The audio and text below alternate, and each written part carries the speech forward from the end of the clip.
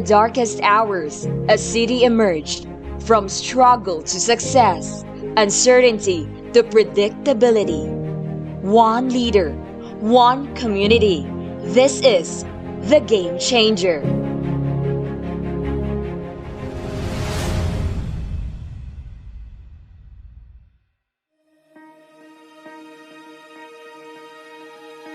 Iloilo City Mayor Jerry Treñas has been at the forefront in the combat against COVID-19.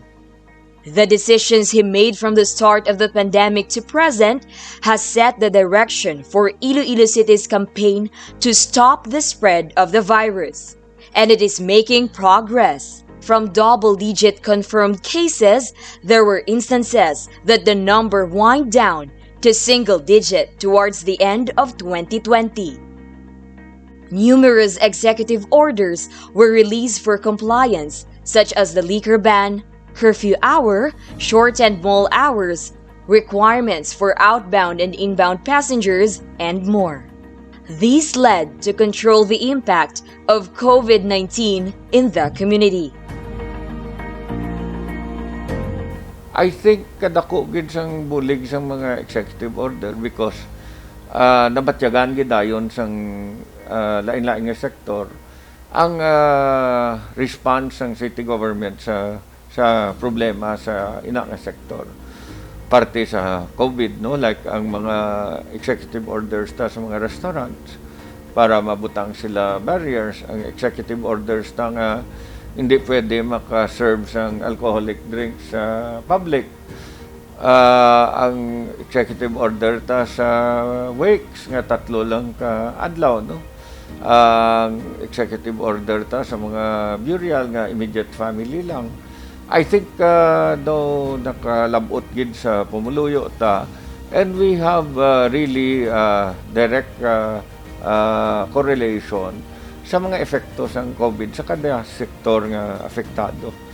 I think it is because of these executive orders, which executive orders are also the product of the meetings of the COVID team nga ang aton nga syudad naka-respond dayon sa mga problema sa COVID. As early as now, the local chief executive has been preparing for the shift to the new normal. Iloilo City has a clear vision of what it will look like in the coming years.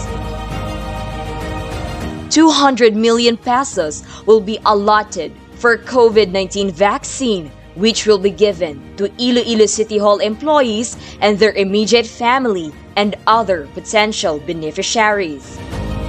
This 2020, Iloilo City has received a special citation from the Philippine Chamber of Commerce and Industry as the most business-friendly local government unit in the country.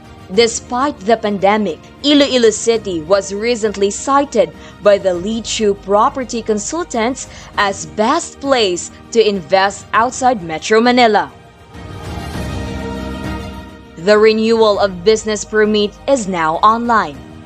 And in 2021, businesses will have another option to apply as the business permit renewal will go to the malls. Indeed, Iloilo City is moving forward, and the progress is simply unstoppable.